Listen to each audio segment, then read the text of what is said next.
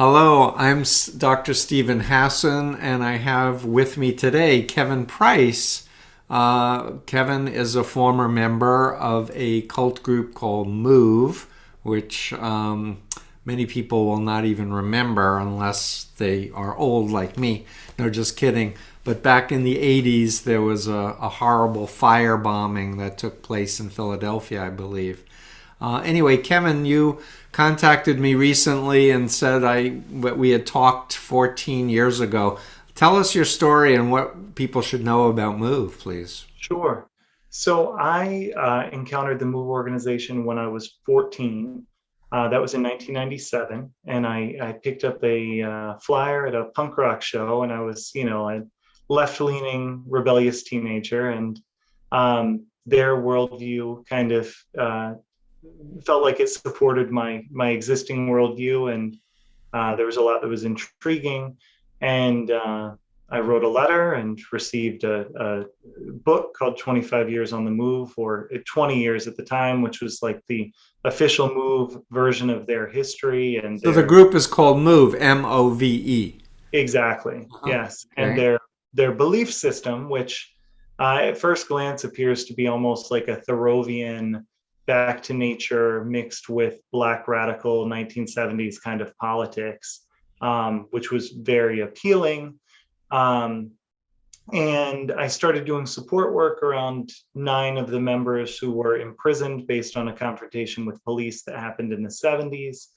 And as I got closer, actually was pulled much more deeply into the group through a relationship with an older woman who was 6 years older when I was 16. She was very closely involved with the um, kind of inner leadership of the group, not so much the public aspect of the group. And all of a sudden, I found myself in way over my head and regularly taking trips from Virginia up to Philadelphia for demonstrations, but not just demonstrations, then, you know, private meetings with leadership where, I was kind of trained in the more inner belief system of the group, which is different than what is presented, like so often is the case in groups like this. Yeah, And Kevin, can I interrupt you and just say you were 14? Where were your parents? How did they so stop you from getting involved with this political group or what? good question. My parents have always, I feel like so many people have the misconception that people who get involved with cults are, always have bad relationships with their parents or something like that. And that certainly wasn't the case. For me, I think my parents actually may have been a little too supportive in that um, anything that I became involved in, they just felt like the right thing to do was to support it and find ways to, I think they viewed my involvement with Move as kind of fitting within like a 1960s, 1970s radical tradition that they kind of understood. And they didn't see the warning signs of what the group actually was until it was far too late. So when I first started, So they didn't get involved. They just didn't stop you from getting involved their or research. politics were much more kind of centrist liberal, but they were very open minded. And I think just viewed it as kind of a rebellious teenage phase until it became my whole life. And so when How I many was years were you in, Kevin? Sorry to interrupt you. so I became politically involved as far as doing political support work when I was 14, and then when I was 16 and ended up in the relationship with the significantly older woman, that pulled me in much more deeply. And then I didn't actually I would say I left the group intellectually in 2007. So that was 10 years from when I first encountered the group. But at that point, when my wife and I first started dating, she was unaffiliated with the group, but You was sucked her in. I did 100%. Hmm. And So then your wife is not the older woman no, who, no. And and as you a matter say of fact, significantly older. How many years older? I'm so curious. the woman that pulled me into all of this was 22, about to turn 23, and I had just turned 16. Um, so So it could have, in some states, she could have been guilty of statutory rape of a minor.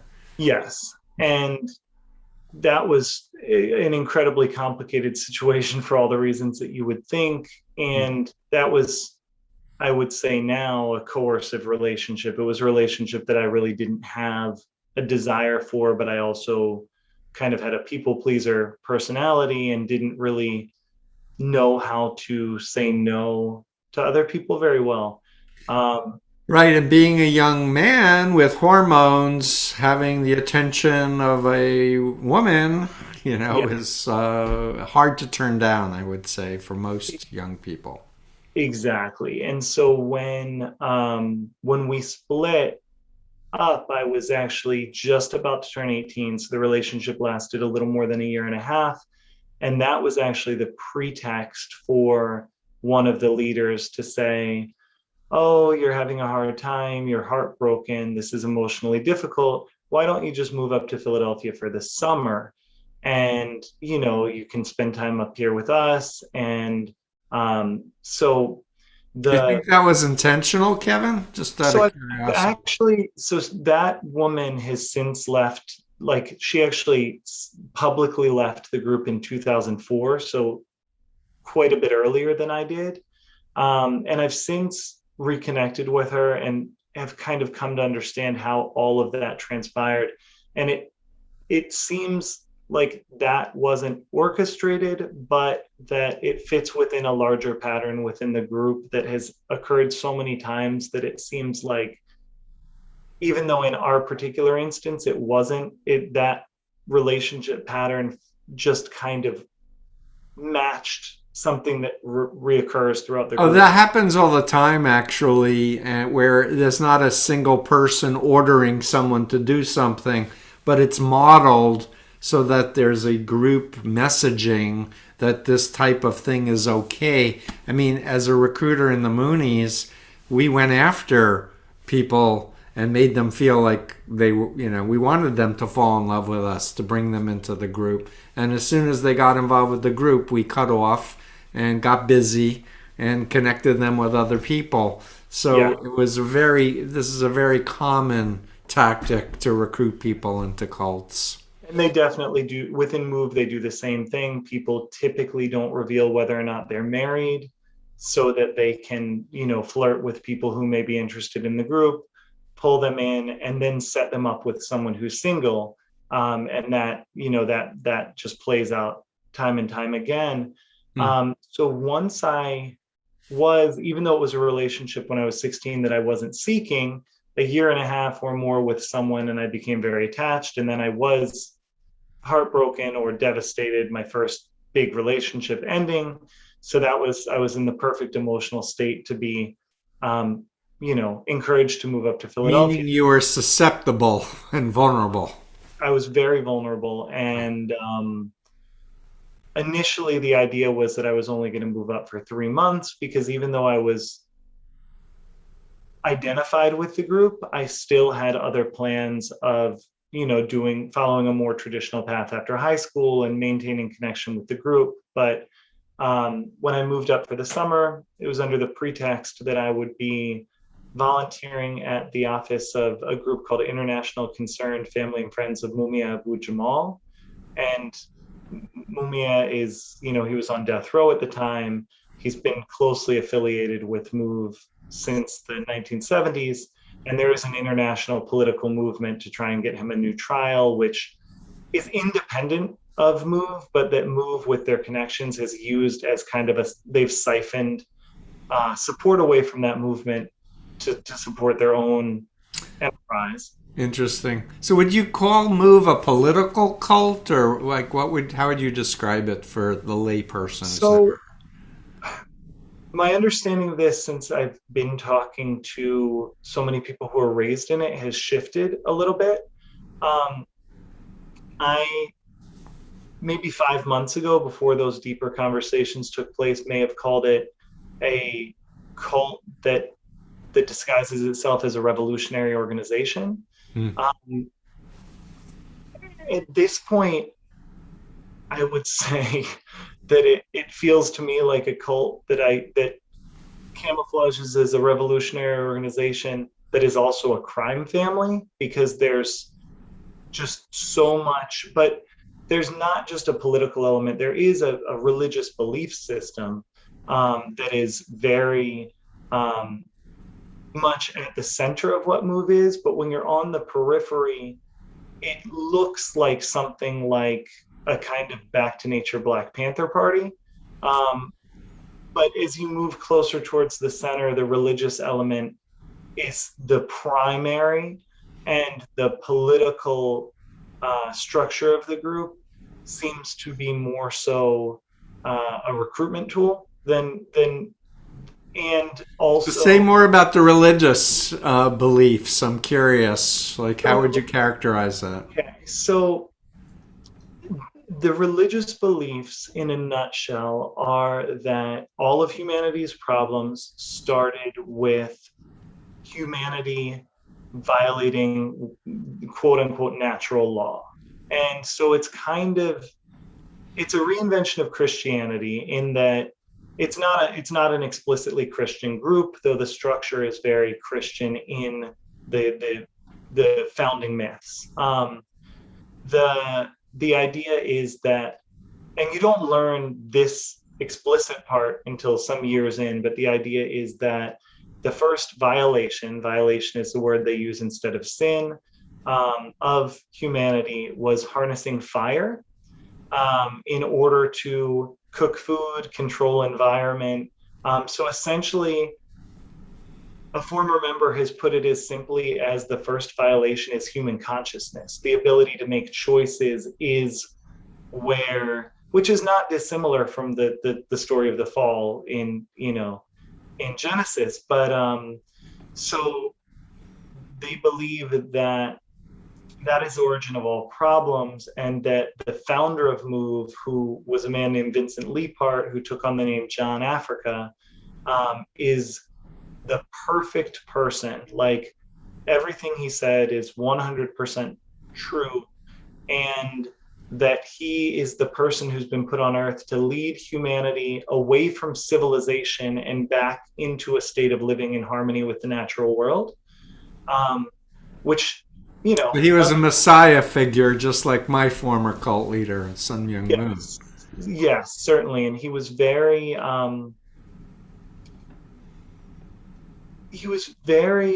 his presence within the group is a bit cryptic, because only there are some members who never even met him while he was alive. He died in the house in the fire that you mentioned in 1985 that resulted from a confrontation with the police. But essentially, um, you would look at that belief system and you wouldn't extrapolate immediately that it would result into essentially like terrorism. But in the 70s and 80s, they were essentially trying to provoke confrontations that would make people lose faith in the system as it is and rebel, and that somehow that would lead to the downfall of civilization and humanity living in this, state of paradise. This is very rarely explicitly laid out in this simplified form, but that's kind of what is happening as people are talking about all of these things. And at its height, Kevin, how many members and associate members do you think it had? So the thing that's tricky is there have never been all that many members, but the influence has been significantly larger than the membership because of the tactics that they took. Yep. At most, there were, and this is a guess, but I'd say it's a reasonable guess. At most, in the 70s, there were probably 60 to 80 members. Uh-huh. And one thing within, the way that cults develop their own language systems, within Move, even though I dedicated my life and pretty much that was my single focus for some years, I was never officially considered a member, because within the way they lay out the structure, members can only be people who were made members by John Africa, by the founder, or the children or grandchildren or great grandchildren of those people. So once he made members, only their bloodlines can be members, and there's no hope of anyone else ever becoming a Wow. member. Wow. So a whole like blood lineage, Yeah, type of format, which I've encountered many times before, frankly. yeah. Um, And so for me, I was considered a close supporter. And the way that that's used is very helpful to them, because for supporters, there's actually only one way to become closer, which is to marry into the group, and you still don't become a member, but then your children are members. And that actually has pulled a good number of people in to have kids within the group, and then kind of expand the possibilities of most people end up marrying within the group. And so there is a need to pull in genetic lines outside of the group. And there's a lot happening with that. and John Africa was black, I assume. And race within Move gets incredibly complex, because from the outside, it appears to be a very pro-black organization. Um, the political structure of Move is mostly focused on issues of race and racial injustice. John Africa was black. He was from West Philadelphia. The group was co-founded with a man named Donald Glassy, who I believe was a professor at University of Penn, he may have been an adjunct. I don't think he was, a full-time, but he was a professor. He taught at Temple and Penn and a few other schools, and he was also a social worker. He was younger, and younger than the Vincent Leapart, the man that came to become known as John Africa, was in his 40s. Glassy was in his mid 20s, became kind of infatuated with Leapart. And it appears that they sat down to write what are called the guidelines, which is like Move scriptures together. Hmm. Because in the earlier writings, you can see the influence of Emerson and Thoreau, and Glassy, this professor, had studied them extensively. But I think Glassy kind of helped create the man who became a God man, essentially. Like he projected a lot onto him, and then also gained power by association with him. But then things kind of got out of control to a point that Glassy was not comfortable with.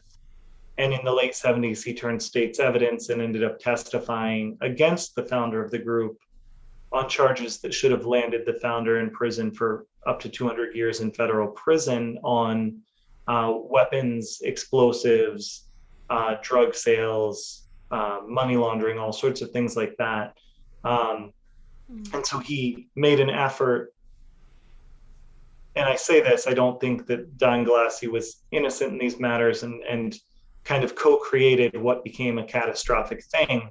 Right. But he tried to stop it, but this Vincent Leapart, the man that became John Africa, had a very strange strategy in court and refused to object to any evidence, slept through most of the trial, ignored the trial, and then gave a closing statement that was essentially just poetry. Like he talked about how much he loved the animals, and how much he loved his family, and how much the police violence against Move hurt him.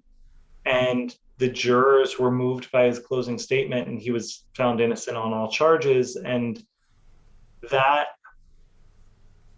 boost of basically his own perception of himself, that he was able to beat the federal government, further escalated his own sense of what he was capable of, and led to the confrontation that led to the bombing and fire that ended up killing 11 people in Philadelphia in 1985, because he kind of spun out of control after that trial. It's fascinating. We could talk for a long time, but I want to cover some more ground, if I may, with you. So, Kevin, when you recently recontacted me, you said that we had talked 14 years ago, and I confessed that I didn't remember. It's nothing personal. I'm just getting old, I guess. But could you go back and just give our listeners a little Yeah. bit more of your story, how you came to leave? You had a funny story about my book, Yes. and then I want to get to what's happening now Of and course. address any questions that any current defectors may be interested in hearing from me. Sure. So I still can't quite explain what happened that flipped my worldview because it was dramatic and sudden. But in 2007, I was still a true believer, and I had recently started a landscaping business with a Move member who was born into the group. And I think that was part of it because I was working by myself a lot as we were starting the company, and I was doing manual labor alone often for 60 or 70 hours a week, and I was exhausted, and my intellectual defenses against cognitive dissonance were there wasn't energy to resist a lot of the thoughts that I was trying to keep away as far as seeing Yeah, being hypocrisy. away from the group, automatically people start to reconnect with their neurons of who Yes. they really are, is my experience. Yes. And so one day I was driving down the road on the way home from a long day of doing manual labor. And it was like a lightning bolt. It was like a feeling like I can't do this anymore. And I pulled over the truck because it was difficult to drive because, I mean, I've expressed this in the podcast that is happening, which we'll talk about. I've talked about how it felt like it felt like my brain was rewiring in real time, like very quickly. And we haven't even gotten into this, but one of the things that had bothered me so much is there was a former member who was murdered in 2002, so 5 years previous, and the circumstances of his death haunted me, but I tried not to think about them. And that was I think the thing that I was kind of grappling with at the moment. And I can just remember thinking like, oh, they killed him. Like it was a very strong feeling. And once I allowed myself to really feel that, I couldn't make excuses for anything else anymore. But I Hmm. was also completely intellectually destabilized and didn't really feel like I had like a foundation for meaning in my life at all because that had been everything. And how old were you at this moment that you're describing? It recently turned 24. So it had been 10 years since I had encountered the group and maybe 8 years since that had become my core identity. Um, Okay.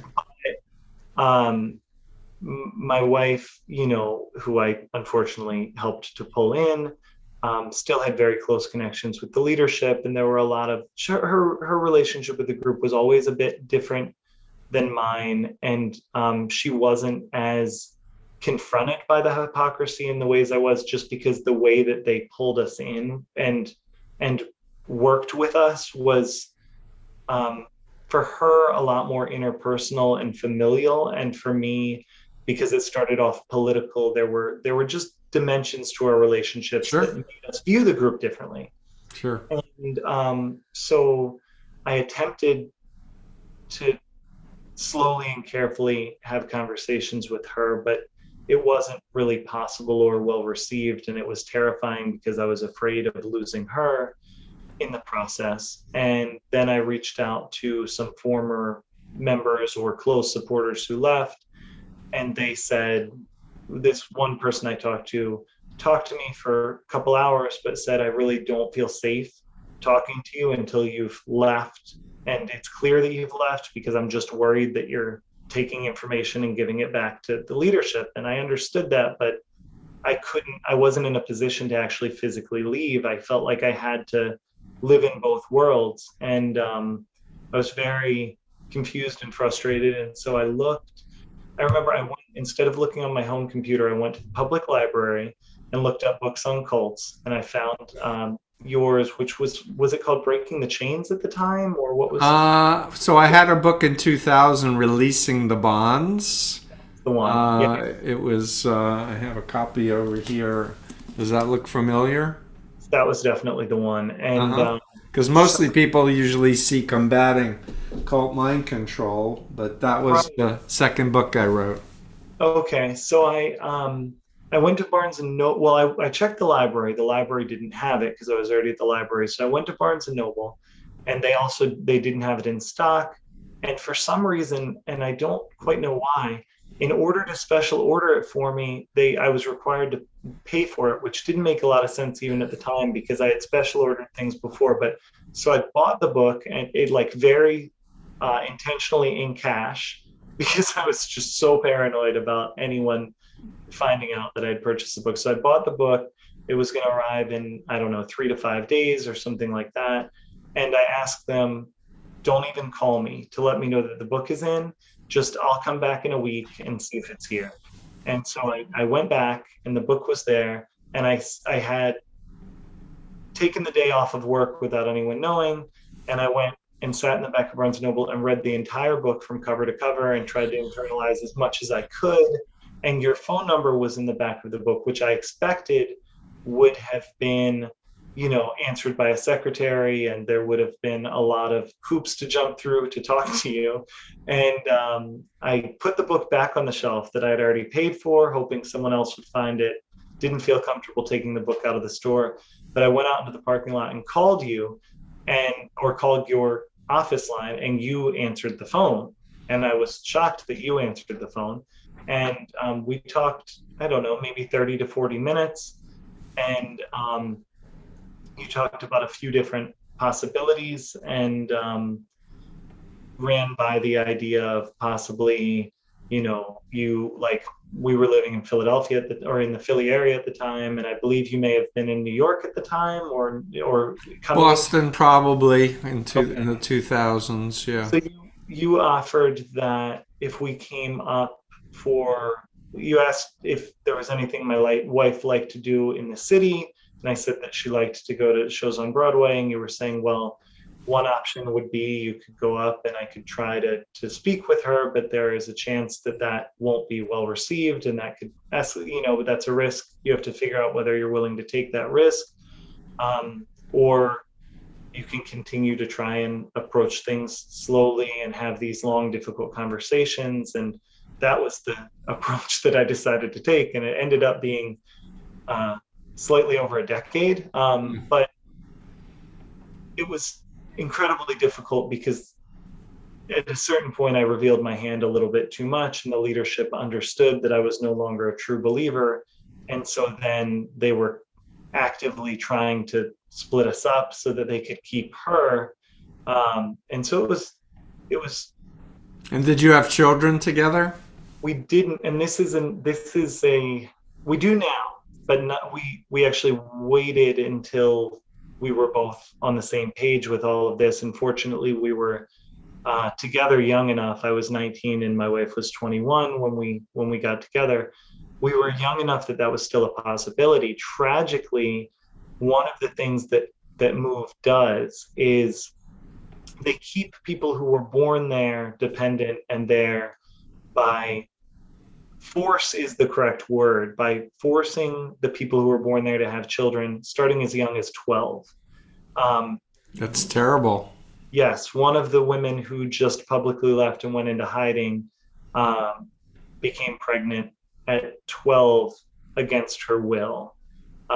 And it's common within the group for women 14 and 15 to start having kids and then have 5 children before they're 30, So were leaders having sex with members too? Because that's a common pattern in these Yes. types of groups. That is a little tricky to talk about because we haven't publicly started to talk Don't, about you can skip it. We can circle that. back. Yeah. But so the people who are born in are compelled to have kids young and become financially dependent. But supporters, unless they're married to members, are discouraged from having children. And Uh-huh. they're discouraged from having children very actively. And the idea is that if you have children, you have so much system training, is the word that they use, that as soon as you have kids, you're going to turn against the organization, and So you need to wait until you're stronger to have kids, which usually ends up meaning that people are past childbearing age by the time they realize what has happened to them. And then if they end up leaving, they do so with a lot of justifiable bitterness because they've been misled to the degree that they've given up the possibility of having children. Um, Yeah, this happens all the time. I would say cults want people to work long yeah, hours, give all their money over, and they don't want members to spend time taking care of children because then they have other perspectives and other yeah, values. And right. then the other thing I just want to mention with Jehovah's Witnesses, a group I've done a lot of work with over the decades, they keep, promising Armageddon's going to happen. So they dissuade people from having children because the world's going to end, right? So why get an education or why have children? It just embeds people further into the cult. Yeah. So it's very And nasty. I feel like there's almost just one cult that everyone is kind of, like The the cult leader playbook. Yeah, that's how I've written my books, is because there's so many parallels in terms of behaviors. It seems all cult leaders are malignant narcissists. So you yeah, can go through and look on my freedomofmind.com website, learn about undue influence, malignant narcissism. I have the list. And people go, yeah, that was my cult leader, or that was my controlling wife or husband had those patterns. So that's pretty, stereotypical. yeah, And cults do copy from one another too. yeah. They do a lot of trial and error and adapt to whatever situation or circumstances are at the moment. But it seems like all cults want power, money, and sex. That that Power, money, but power is the big, yes, big addiction, and they want control over people. And of course, I have this bite model of authoritarian control, which I did my doctoral dissertation on. That's on my website. Behavior control, information control, thought control, and emotional control. And together, destructive groups want to make you over in their cult leader's image, so sure. you have a split identity. So you're cut off from your past and you're trained to think the right way and feel the right way and act the right way, etc., or you're going to be punished. And like this formula is pretty universal, which is how I can help people in groups, coming out of groups I've never had any personal experience with or even knew much detail about. Yes. And I found, and as we move into kind of what's happening now, I found with a lot of the former members that my wife and I have been talking to, um, there's, even though we didn't understand the extent of the abuse happening in the group, a lot of the former members have been surprised at how well we understood what was happening simply because I have read your books and have learned a lot about other cults. And so the pattern, like you were talking about with the Jehovah's Witnesses, and Armageddon is coming, so there's no use in doing all of these worldly things. Within Move, children are strategically denied an education and have even been punished for learning how to try to read. Um, Terrible. That's child abuse. And yes, it's illegal. It's against the educational requirements of states. exactly. And their justification for doing the same thing as the Jehovah's Witnesses is that um, reading complicates the mind, and they're trying to take people back to a state before civilization, before man's breakaway from nature. And so any education is just systematic thought and needs to, it's a weird mixture of almost like the way that within Eastern cults, the practices within Hinduism and Buddhism of like emptiness are misused and used to try and shut down thought altogether. A similar thing happens with this, where it's like any kind of critical thought is leading you away from your instincts, but your instincts are whatever the cult leader says your instincts are supposed to be. Except they're not, because a lot of people's instincts is to run like hell away from the group. But then they're told they're selfish and they're not spiritual, and the planet's going to blow up if they leave the group, or all kinds of metaphysical phobias are going to happen. Exactly. Because in the And mind of a cult member, Kevin, they can't imagine leaving and being happy and fulfilled. And the minute they can, then they're leaving. yeah, Even though, like you, I know many people who've stayed in because they have a wife, they have kids, and they love them, and they don't want to leave without them. I understand that. We call that PMO, physically in, mentally out. oh, I didn't know there was an acronym for it. Yeah, it's and then there's mentally in and physically out, PMO. So there's both dimensions because of the dual identity, and because we live in a world where it's still not common knowledge how to discern the difference. And I'll grab my influence continuum to know the difference between ethical influence and unethical influence. This chart is on my website, by the way. It's my influence continuum. And based on the BITE model, the more a group does the BITE, the more authoritarian it is. Sure. But Yes. understanding this is critical in coming out that you're not a bad person. This was a closed system you were raised in, or that you've been in for years. And that there are people like you who've left previously who are like, life's okay out here. You're And not alone. Trust me, you're not going to go crazy. You can do this. We can help you. and And some of that I'm really sorry. helps a lot, Kevin. So I'm grateful for you being willing to help others Thank you. exit. To support what you were just saying, some of the former members who are publicly leaving now have said that staying connected to my wife and I on Instagram and seeing that our life hadn't fallen apart. And because they were always told, if you leave, you're going to become a drug addict, you're going to kill yourself. Um, if you leave, your kids will kill themselves, your kids will become drug addicts. And Which is called phobia indoctrination in terms of brainwashing and mind control, this irrational fear. So you're saying that they had access to your Instagram, they could see you at the beach, having yes, fun, smiling, and they're right. like, wait a minute, they're And supposed to be miserable and kill themselves. right.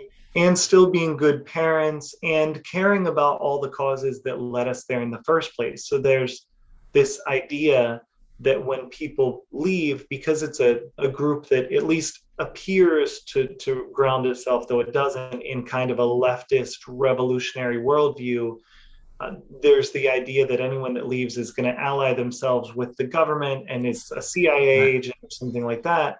And so seeing that all of the environmentalism and animal rights and all of the concerns that I had that led me there are still concerns that I have. I might just articulate them differently or express them differently.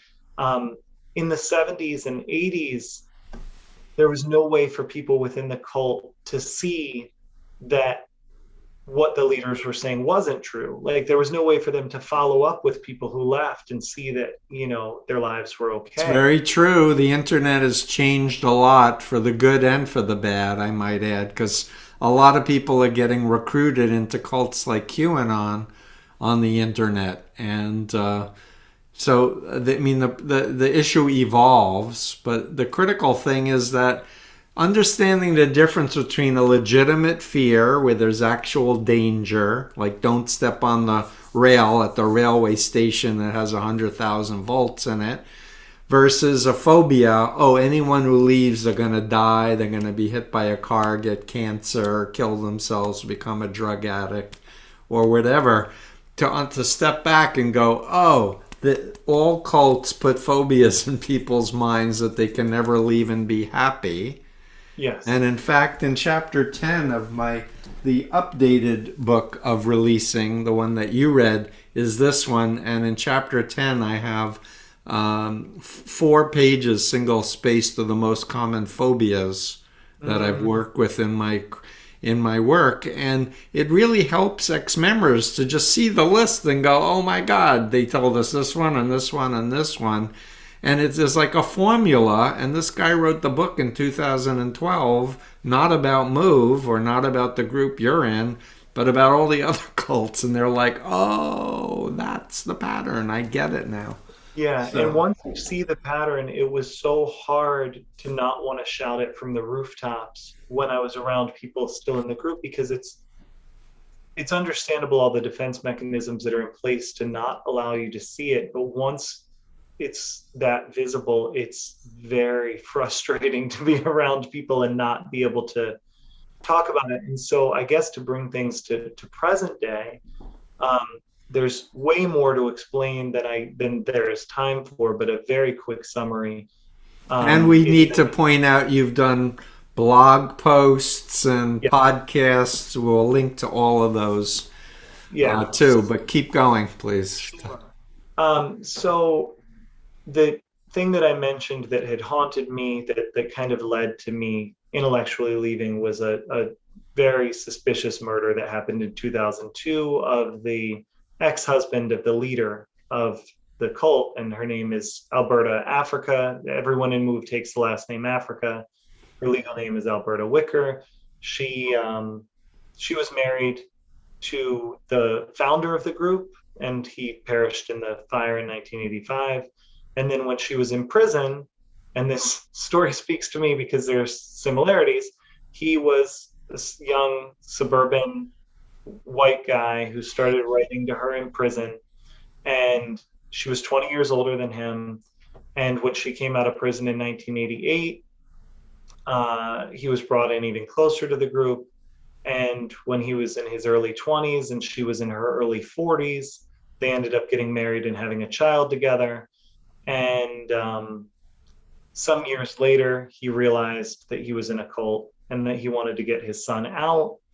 And when he filed for custody and left the group, and a very bitter custody dispute resulted in that. And in response to that custody dispute, when he was given not even full custody, but partial custody, weekend unsupervised visits, the leader responded by weaponizing, I mean, all of the political movements they're involved in were weaponized against him. Harassment of his family, trying to get him fired from his job, picketing of his neighborhood, picketing of the custody Those are court. all called fair gaming, by the way, by Scientology, It was, to harass ex-members or perceived enemies of the group. yes. And so they even went so far, Move even went so far as to board up their windows to prepare for a confrontation with police in 2002 if the police came in to serve the custody orders for this man's son to be with him for the weekend. And so on the eve of, it wasn't the first court-ordered visit, but it would have been the first court-ordered visit that he was planning to fulfill, because previous court-ordered visits, John Gilbride, the man who was murdered, was advised by police to leave town because they were worried about his safety. So September 26th of 2002, the night before the first visit he was actually planning on following through with, he was shot multiple times in the head and chest in his apartment, in his car in front of his apartment. And in my view, the murder has never been properly investigated, because Move would have been politically very difficult to go within the court system. And my personal view is that the small New Jersey Police Department that was dealing with this did not want to solve the case. I could be wrong, but that, based on my experience with the case, Well, that's let's how open up the case and let's, they call them cold cases, but maybe now with more people leaving, the Yeah, atmosphere will be more open to a reevaluation of yeah. evidence. So There's always motivation, opportunity. There's a whole list that police look for. And that sounds very suspicious that in that context he was murdered. As you were talking, I was thinking of Stephen Bryant, who is an ex-Hare Krishna person who left very loudly and accused that the one of the top leaders of being corrupt and such, and he was murdered. And the leader did eventually go to jail, I believe. Wow. Yes. So in this case, there was media attention initially. It died down. The case was mostly forgotten by people other than, myself, who thought about it a lot, and of course the family and friends of John Gilbride. And a producer out in LA started researching Move to do a podcast 2 years ago, knowing nothing about the Gilbride murder. She wanted to do a fairly typical, this is the history of this radical political organization. And she learned about the Gilbride murder, and that became the focus of her investigation.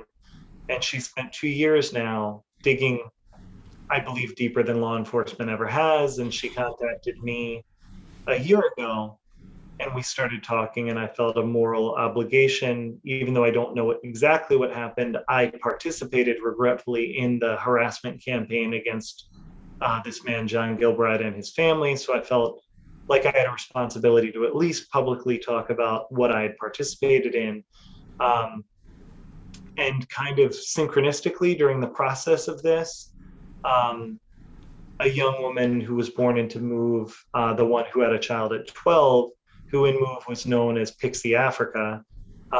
My wife and I have always been close with her, and she privately reached out to us just this past March and said, it's taken me some years, but I realized I was born into a destructive cult and I need people to talk to.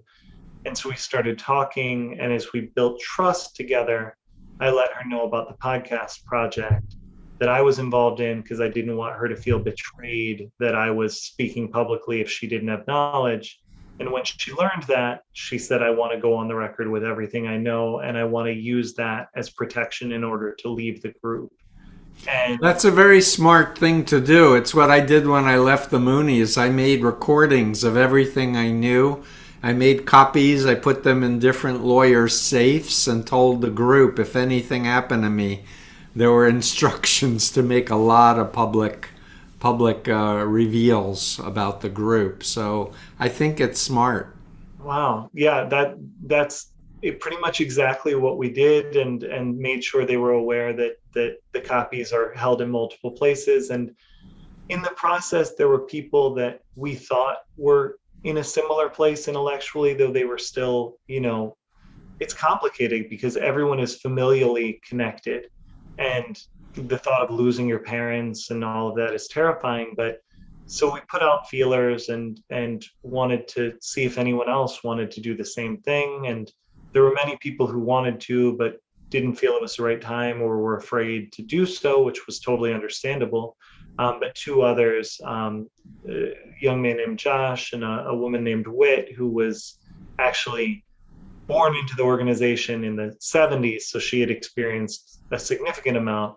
They both decided to go public as well. And we launched a blog, which is leavingmove2021.blogspot.com. And that was only 2 weeks ago. It was... and we're doing this on July 13th, I should say, of 2021. So that was June 30th when the blog was launched. And my wife and I went out publicly first. And 3 days later, Pixie, Whit, and Josh came out publicly on July 2nd.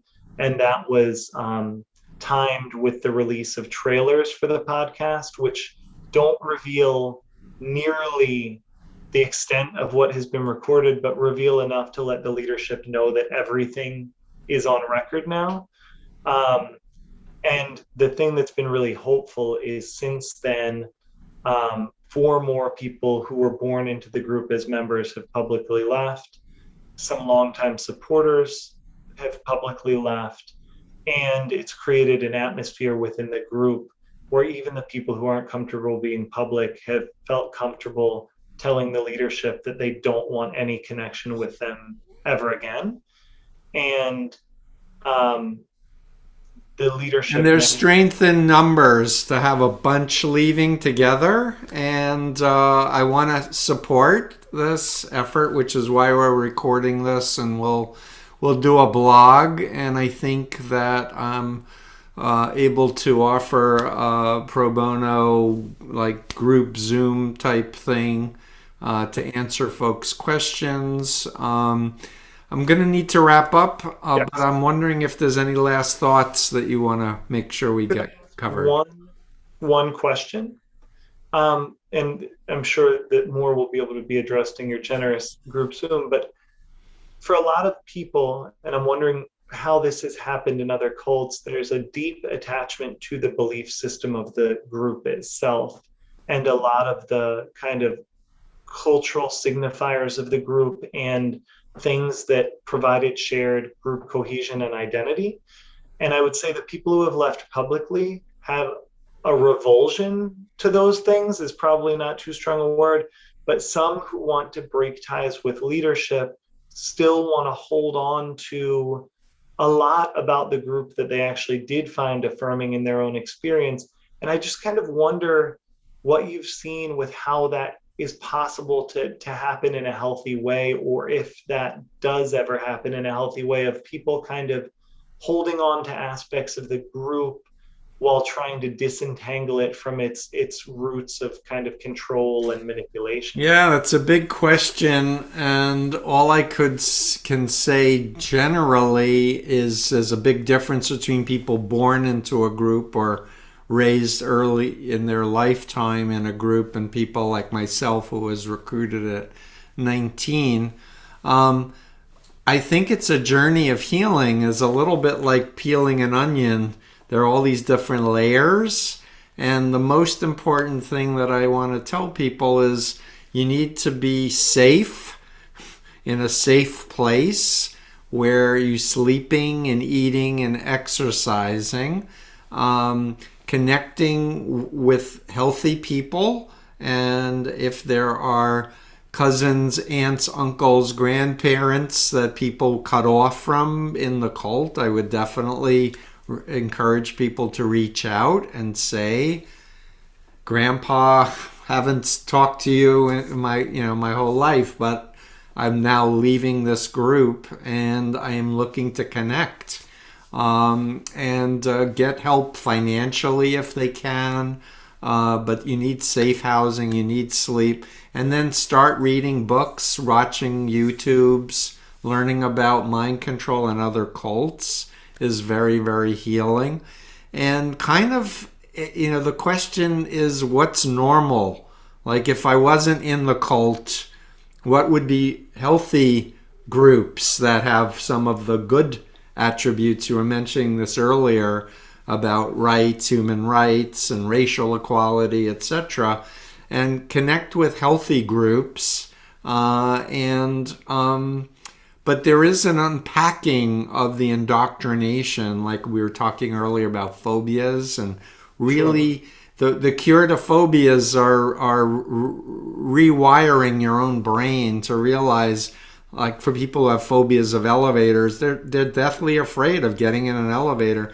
They need to see people getting in and out of elevators all day long, and they need to visualize themselves being in it first, so they're not traumatized. I mean, what the experts say with phobias is the best, fastest cure is in vivo stimulation, which means get in the darn elevator and just keep riding it and keep breathing normally until you're fine. But that can be traumatizing for some people, and they need to take it in smaller, bite-sized pieces. Unfortunately, I have another commitment, so I'm going to jump off. But I look forward to part 2, and we'll put up this video and you can share it. I hope this helps, Kevin. Email about the possibilities of setting up the group session that you mentioned. Yeah, just talk with my assistant, Jane. We'll look in the calendar and try to do it soon. Thank you so much. I really be well, and thank you for reaching out again and contacting me. And thanks for your courage to speak out and help others. Thank you. I really appreciate what you're doing. Yeah, my pleasure. See ya.